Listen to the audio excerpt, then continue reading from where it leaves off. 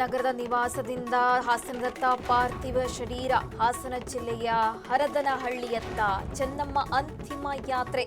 ಹೂವಿನ ವಾಹನದಲ್ಲಿ ಹರದನಹಳ್ಳಿಯತ್ತ ಅಂತಿಮ ಯಾತ್ರೆ ಕೈಗೊಳ್ಳಲಾಗಿದೆ. ನೈಸ್ ರಸ್ತೆ ಮೂಲಕ ನೆಲಮಂಗಲ ಕ್ರಾಸ್, ಹಾಗೆ Soluru cross, Maruru hand post, Kunigal cross, Belluru cross, Kadaballi cross ಸೇರಿದಂತೆ ಹಾಗೆ ಚನ್ನರಾಯಪಟ್ಟಣ, ಎಲೆಯೂರು, ಶಾಂತಿಗ್ರಾಮ, ಬೋನಹಳ್ಳಿ ಕ್ರಾಸ್ ಈ ಮಾರ್ಗವಾಗಿ ಅವರ ಪಾರ್ಥಿವ ಶರೀರ ಅಂತಿಮ ಯಾತ್ರೆ ಇರಲಿದೆ. ನೀವು ದೃಶ್ಯದಲ್ಲೂ ಕೂಡ ಗಮನಿಸ್ತಾ ಇರಬಹುದು, ಅಂತಿಮ ಯಾತ್ರೆ ಆರಂಭವಾಗಿದೆ.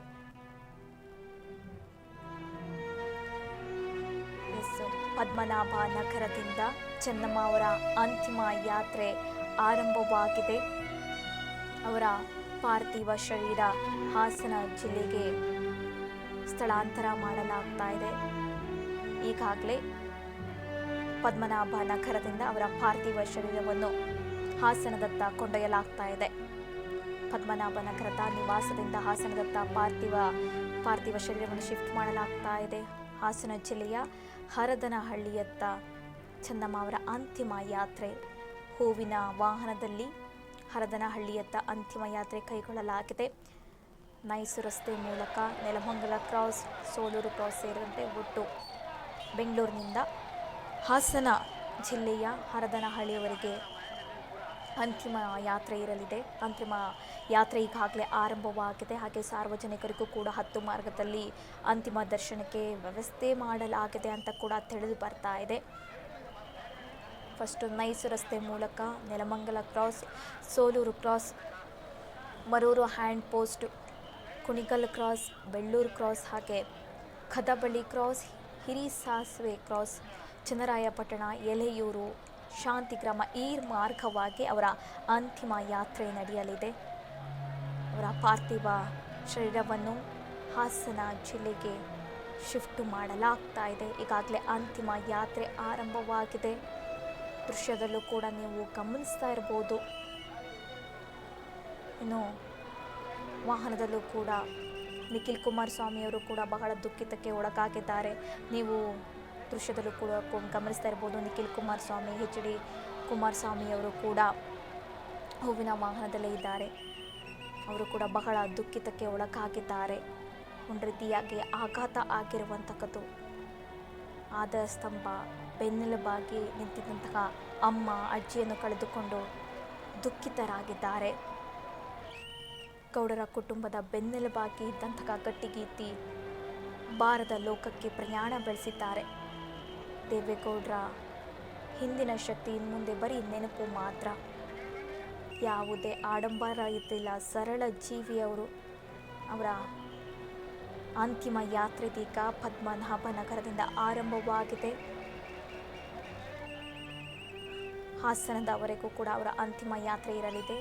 ನಾಳೆ ಅವರ ಅಂತಿಮ ಸಂಸ್ಕಾರ ನೆರವೇರಲಿದೆ. ಅವರ ಆಸೆಯಂತೆ ಹರದನಹಳ್ಳಿಯಲ್ಲೇ ಅವರ ಅಂತಿಮ ಸಂಸ್ಕಾರ ನೆರವೇರಲಿದೆ. ಚೆನ್ನಮ್ಮ ಅಗಲಿಕೆಗೆ ಗಣ್ಯರು, ಅಭಿಮಾನಿಗಳು ಎಲ್ಲರೂ ಕೂಡ ಕಂಬನಿ ಮಿಡಿದಿದ್ದಾರೆ. ಎಲ್ಲರೂ ಕೂಡ ಕಣ್ಣೀರು ಹಾಕ್ತಾ ಇದ್ದಾರೆ. ದೇವೇಗೌಡರು ಕೂಡ ಅಂತಿಮ ಯಾತ್ರೆ ಆಗೋಕ್ಕಿಂತ ಮುಂಚೆ, ಅಂತಿಮ ಯಾತ್ರೆ ಆರಂಭ ಆಗೋಕ್ಕಿಂತ ಮುಂಚೆ ಪತ್ನಿಯನ್ನು ಇದು ಕಣ್ಣೀರು ಹಾಕಿದ್ದಾರೆ.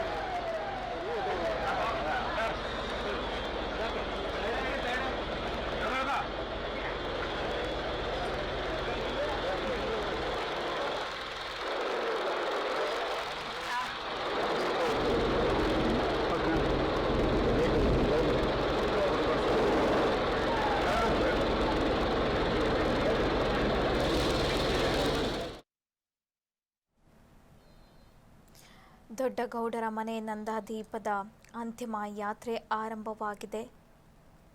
ಪದ್ಮನಾಭ ನಗರ ನಿವಾಸದಿಂದ ಅಂತಿಮ ಯಾತ್ರೆ ಆರಂಭವಾಗಿದೆ. ಇಲ್ಲಿ ತನಕ ಪದ್ಮನಾಭ ನಗರದ ನಿವಾಸದಲ್ಲಿ ಅಂತಿಮ ದರ್ಶನಕ್ಕೆ ವ್ಯವಸ್ಥೆ ಮಾಡಲಾಗಿತ್ತು. ಇದೀಗ ಅಲ್ಲಿಂದ ಅಂತಿಮ ಯಾತ್ರೆ ಕೈಗೊಳ್ಳಲಾಗಿದೆ. ಹಾಸನ ಜಿಲ್ಲೆಯ ಹೊಳೆನರಸೀಪುರ ತನಕ ಅವರ ಅಂತಿಮ ಯಾತ್ರೆ ಇರಲಿದೆ. ಹಾಗೆ ಮಾರ್ಗ ಮಧ್ಯೆ ಸಾರ್ವಜನಿಕರ ದರ್ಶನಕ್ಕೆ 10 ಕಡೆ ವ್ಯವಸ್ಥೆ ಮಾಡಲಾಗಿದೆ ಅಂತ ತಿಳಿದು ಬರ್ತಾ ಇದೆ. ನಾಳೆ ಅವರ ಅಂತ್ಯ ಸಂಸ್ಕಾರ ನೆರವೇರಲಿದೆ.